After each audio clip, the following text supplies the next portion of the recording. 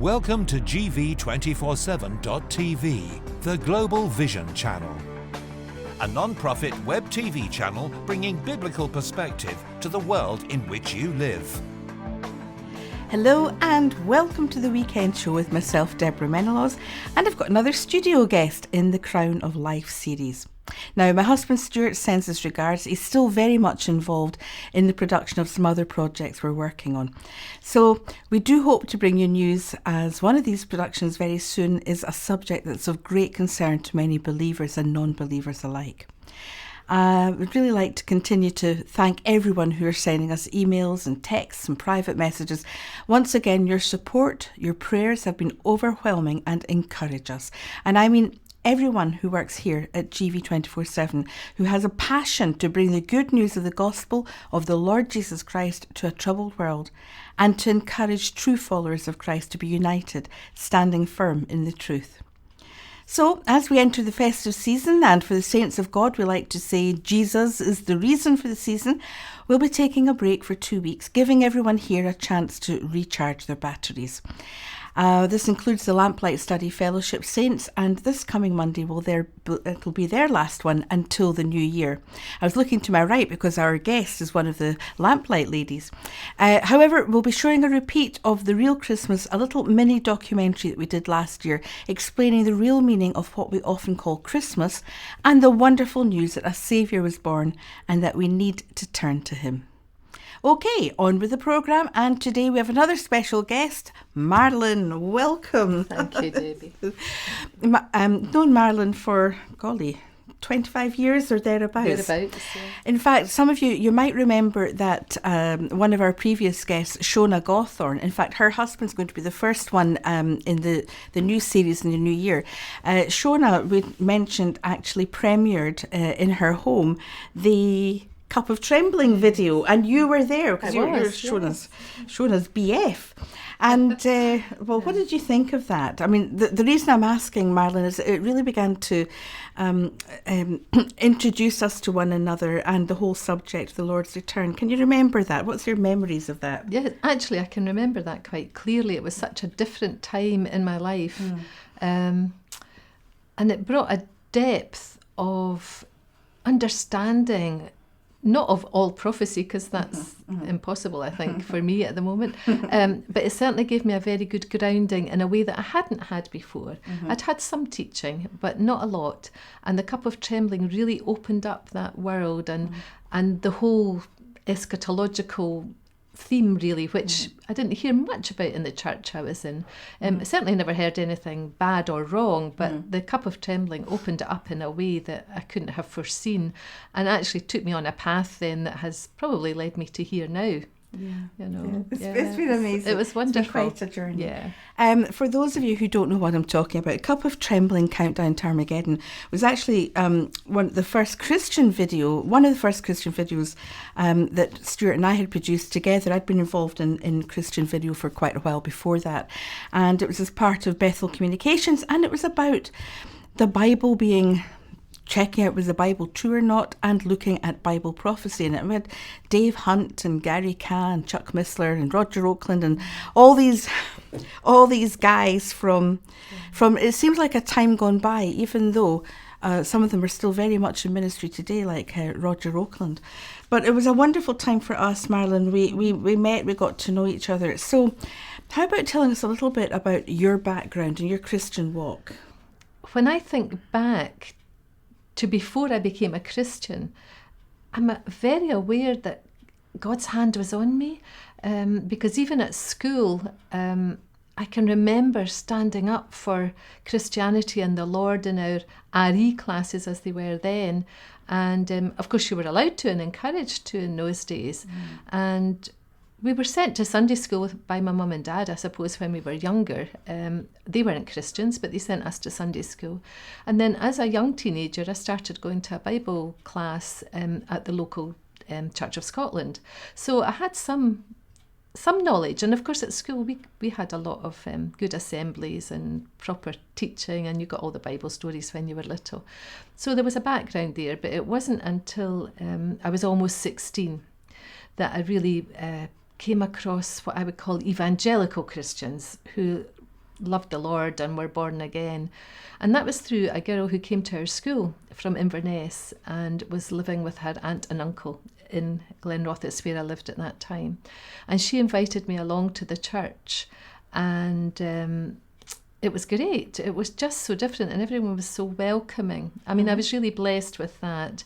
And within months, I was at a baptismal service, and on my way home, because I went home myself that night because there was a tea and everything afterwards, but I was expected home. As I walked up the road and mulled it over, I clearly heard the Lord's voice saying to me, "This is what I want for you, Marilyn. I want you for me, and this is a step that you need to take." And it's lived with me because the minister of the church that I had been taken along to was the invigilator, the chief invigilator. And I was able to talk to him one lunchtime because I really felt the Lord nudging me. And I was able to say to him, I have to be baptised. I know that's right. The Lord wants me to take this step. And I was baptised just about 6 weeks later after going through some baptismal classes and so on with the pastor, who was a lovely man. And that was the start. So what did it mean to you? What did it mean in practical terms, Marilyn, that you'd now become a Christian, you were born again? Were there any changes in your life? Yes, I mean, I was a 16-year-old who wasn't, one of the rebels. I was one of those who kind of did what I was told. So there wasn't major changes in that way, but there were changes in that I knew I had to live my life for God. That was the biggest change. That it wasn't just that I knew there was a God. I now had a relationship with him, and he expected things of me that I didn't have to do on my own, but he would give me the strength and so on to do it. And that was a big change because I had no Christians in my family. My mum and dad were pleased for me and supportive, but in a way that I don't suppose they understood. But that was the biggest change, that now my life wasn't my own. And that was the start of that walk, following the Lord. So what happened after that? Well, so you're a Christian and you met a nice young chap called Brian, didn't you? Yes, I did. It was through my sister, actually. She brought him into my life. And when he first came to our home, I mean, I wasn't interested. I wasn't looking for any relationship. But we did seem to click, and he asked me out. And I wasn't sure, and I didn't have enough advice and counsel, I would say, at that time, or wisdom myself about what to do about it. So I agreed to go out, but I told him from the word go that the Lord came first, and that if he wanted to come to church with me, that was fine, and if not, then we'd just forget it there and then. But you eventually married, yes. And the Lord remained first. And how many children did you have? We just had 2 children, enough for me. Yeah. Now, you've had some very hard times, Marilyn, very hard times, including the loss of a precious granddaughter to a genetic illness. But how have you felt about the Lord through these really hard times? Because there's been a lot of them in your family. Yes, there have. And when my granddaughter Ailish was diagnosed with this life-limiting illness, I was just shell-shocked in the beginning. I mean, she was just months old and very much loved and very precious to us. So that was difficult. And of course, I wanted her healed. Who wouldn't? For her sake, for my daughter and my son-in-law's, for the whole family's sake. But I knew very early on that the Lord was saying, she won't be healed. I'll take her home. She'll be with me. She'll be in the best place possible. She'll be with the Lord. But I won't heal her here on earth. And that was difficult. And it was a difficult time because we had 2 little grandsons who needed looking after, and their parents weren't always able to be there. But what I found very quickly, once I came to terms with that, was that the Lord put people in place, he put things in place, and everywhere we turned, there was one of the Lord's people, be it nurses in the hospital who loved the Lord and whom we knew beforehand, a lovely doctor whom we hadn't known beforehand, the paediatrician, and as we went along we realised he was a believer. And when Ailish went into the hospice at Rachel House. The head of medical services there was a friend of Brian's, and it was just everywhere we turned, the Lord had people in place, and including the specialist who diagnosed Ailish. She was lovely.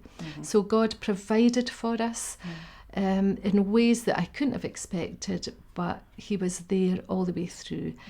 So it was difficult. It wasn't easy. And especially when people would come up to you and say, she could be healed, you know. And I would say, I know that. I know the Lord is able. He's able to do the impossible. And he loves her more than I ever could. But he's taking her to be with him. And as a family, we have to deal with that. So actually, it was a traumatic time, but it brought my daughter and son-in-law back to the Lord. They'd both made commitments.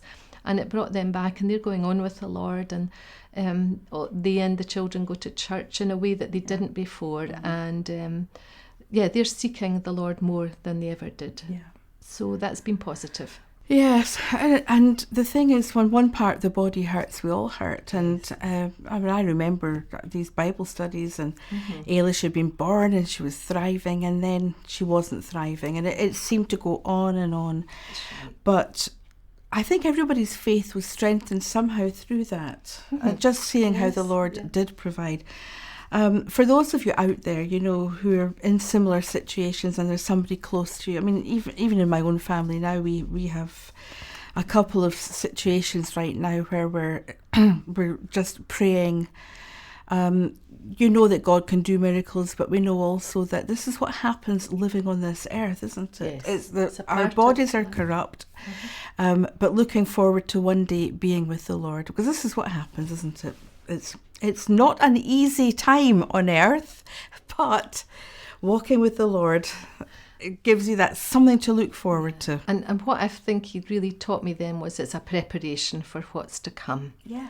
For being with him. Yes. And it's hard, that refiner's fire, That's you know. right, yes. But it's for a good purpose. It's not because God wants to make you suffer. It's for a good purpose. And it's always a difficult subject, isn't it, Marilyn? Why does God allow bad things? Yes. Have you got any views on that? You must do, with all you have been going through. Well, yes, because we've had quite a lot since Ailish died. And I just think that because we're Christians doesn't mean we can avoid what goes on in the world. And I think God uses us as believers. He allows these things to affect us as they do everyone in this world, on this earth, so that we can be his light. And if that sounds trite to anyone out there, I'm really sorry. I can assure you that this has come about through being in that refiner's fire. We've had other traumatic things in the last 4 years, and God has never let me down in it. And I believe that it's been a lesson for us as a family, but also for those around us who had to stop and think, well, here are you, and you believe in the Lord, you walk with him, you trust him, and yet he's allowing this to happen. How can that be? And I was able to give answers of him strengthening and encouraging and allowing it for our good, although it didn't always feel like that. But also as a witness to other people that in the darkest of days, God is with us. It doesn't matter how deep the hole, how dark the trial, how desperate you feel. God is there with you, and he enables you, and indeed, I think, preserves you, but also matures you in it so that you go on then to serve him in a deeper way. Yeah. I've learned more lessons through all of that than I've learned in all the 50 years of my Christian walk. Yeah. Marilyn, bet you never thought you'd end up being a bit of a TV star. No, certainly not. I'm not just so much even talking about this, but Marilyn, as I mentioned earlier, is part of our Lamplight Fellowship study guide group. What a joy. Yeah. So, describe, if you could just tell us, how did you get from where you were, going to a big church, maybe just talk us through a couple of the churches, and you've ended up with our little church and as part of the work that goes on here. So, I know, it's quite amazing really, because the first church I was in for 31 years, Wow. which was a long time, and that's where I did a lot of my growing. And it was a good church. We were never taught any heresy or anything like that, but I realised as I grew as a Christian and the Lord brought other people into my life, one of whom is a lovely Jewish believer who opened up my Christian walk and my understanding in a way that no one else had. I realised that in the church I was in, there wasn't a real depth, there wasn't a challenge to really grow. And that's not putting anyone down. It was a lovely church, people were kind. I owe them much, but I wasn't growing, I realised, in my understanding of scriptures in the way that I needed to and wanted to. And also, my husband wasn't going to church at that time, so by then I was working in a Christian bookshop, and friends of ours moved back to the area, and he was a pastor, and he took up the pastorship in another church, which was actually nearer to me. So I moved there, but not to join. It was just as if the Lord was saying, don't stop going anywhere because that's dangerous. And this was a really safe place to go, and this pastor has a real heart, pastoral heart, and a real depth of scriptural understanding. So I thought, right, I'll go there, I'll give it time, I'll give it 6 months to a year, and then we'll see. And actually at the end of the year, the Lord said, despite this man being your friend, it's all right for you to stay here and to join. And that was wonderful. Had 10 years of really in-depth teaching. So that was good. But while I was still going there, of course, I had known you for a long time, and you were doing ladies' Bible studies, and I was invited to come along. And that was precious, because I didn't really have that, partly because I was working, and just the way the church was. So I started coming to the ladies' Bible studies, and they were so precious. And from that came and again, I can only say it's God nudging you or, leading you to come to ask if I could be part of the fellowship here. And that's been precious, because the last years have been extremely difficult, but being part of the smaller church, people knew me better. I mean, after 31 years, the other church knew me quite well, but there was a depth to this, a depth of love and care. And on those days when the hurt was too much, I could actually just say what I wanted to say and not be condemned, but be upheld and supported. And that's gone on, and I find that very precious, that depth of love and care, which I did experience to a degree, but there's just something more precious about it. It's deeper. And it's heartfelt, and I can be myself, I can be honest. And sometimes I see things and I think, why did I say that? Or that's not right, that's not what you meant to say. But I know that people are not putting me down because of that. They love me and they bear with me, or gently correct me if I need it, which is good. Because in lots of places you're just kind of allowed to drift as long as you're there. As long as you turn up and you appear to be a part, no one's actually checking what your walk is like. And I feel that's the difference here, that I'm answerable, I'm accountable, and that's no bad thing. Because my husband isn't walking closely with the Lord in the way that I pray he will, and so it's good to have other believers who hold me accountable and who pray with me, because I don't have that at home. So it's wonderful to have it here in a safe environment. It's a joy, Marilyn, and you really are a real joy in our church. Everybody says it's the depth of your knowledge and understanding. It's really fun to see the younger ones, isn't it, Marilyn? They look on us as the fogies. Yes, I'm the granny. And then suddenly they're like, wow, you really know your stuff. and it's lovely. And it's lovely to build a relationship with the younger ones, know.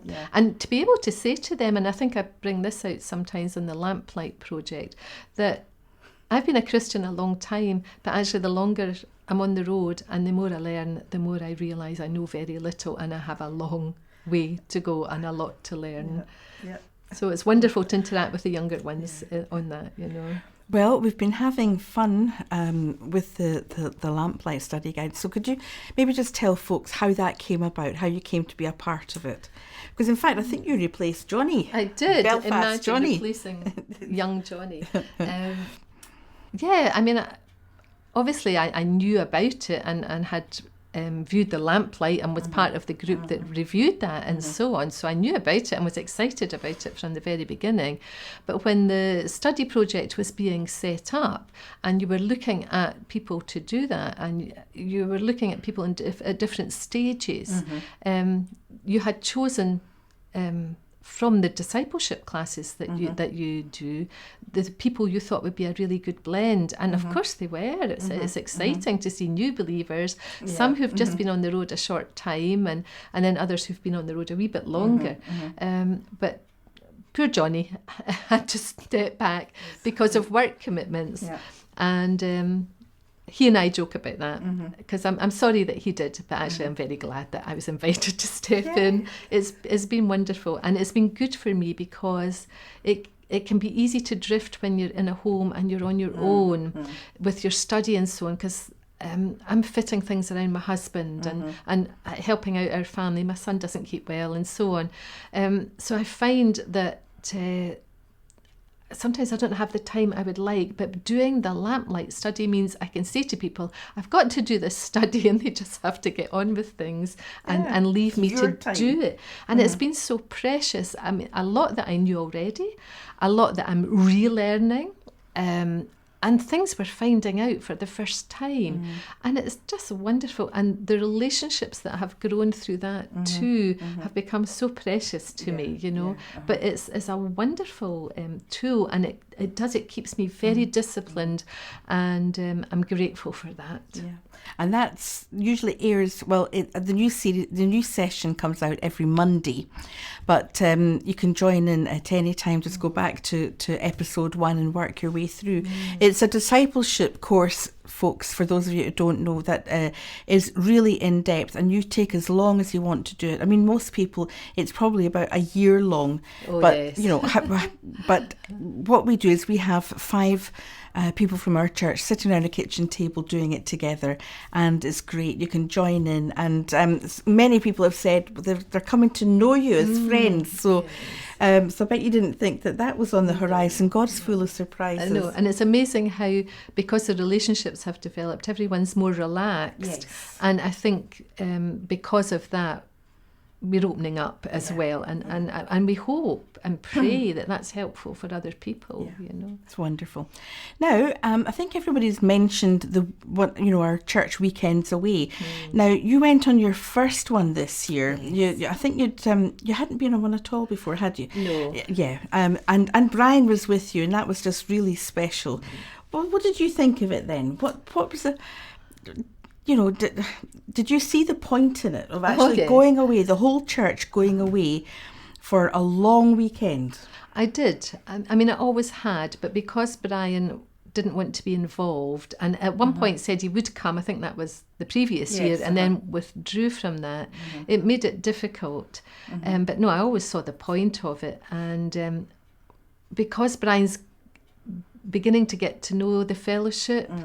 I mean, he's known most of you for a wee while, but he's beginning to get to know everyone better.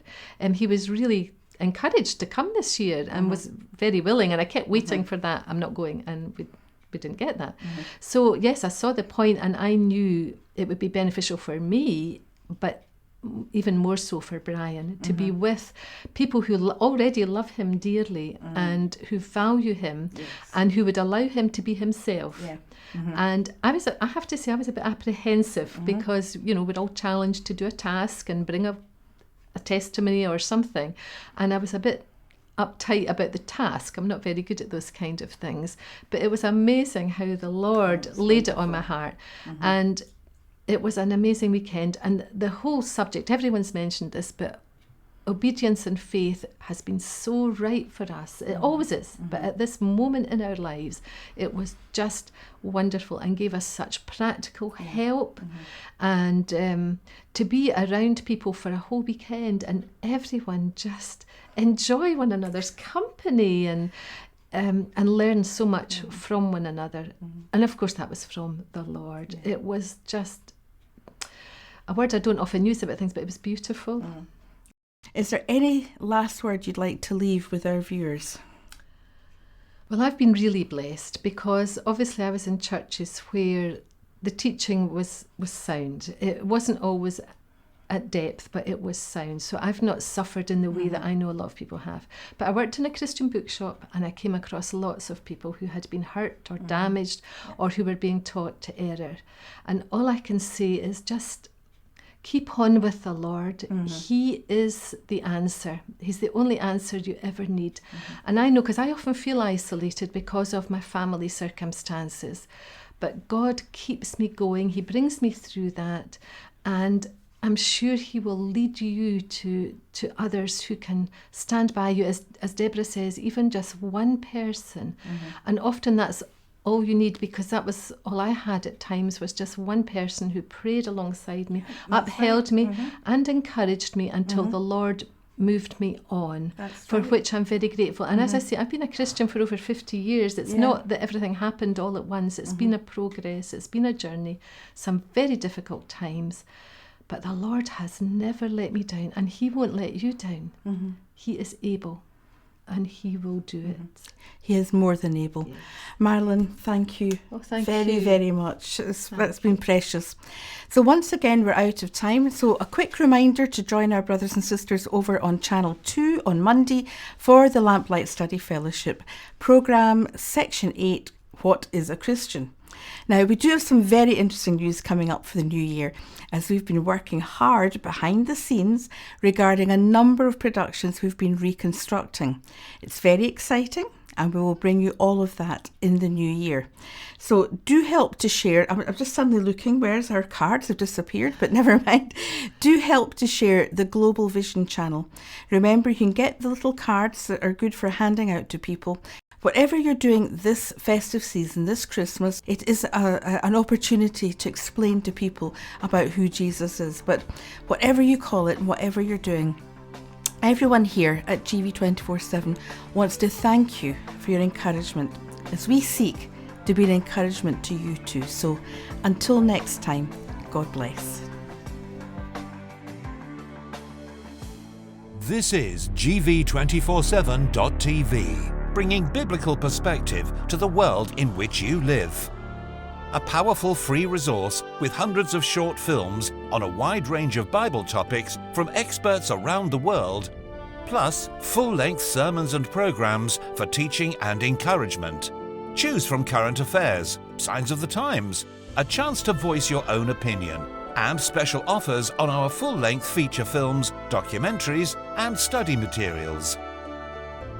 At over 4 hours in length, the Lamplight Project is a systematic 12-part Bible study series. A powerful teaching tool that begins with the origins of life and takes the viewer on a comprehensive journey packed with high-profile interviews, film, graphics, and illustrations, concluding with the return of Christ and an encouragement to stand firm and be faithful. Complete with a free study guide download for both personal and group study, this powerful interactive guide connects to over 1,000 programs with expert interviews on GV247.tv, our free service web TV channel. Does My Life Have Meaning? A powerful 1-hour presentation produced from the Lamplight Project. With a free copy of the Gospel of Luke, this film is crammed with engaging interviews, film and graphics. A life-challenging film to those searching for answers. As distributors for the Jesus film, we offer this timeless movie based on Luke's Gospel. This clear presentation of the life of Jesus Christ has been viewed worldwide and translated into over 1,200 languages. We provide the film with a free copy of the Gospel of Luke. The Daniel Project is a popular TV documentary that presents an overview of Bible prophecy and an encouragement to read the signs of the times. Hailed as one of the best TV films to be made on the subject, DVD extras feature a heart-to-heart interview about the way of rescue.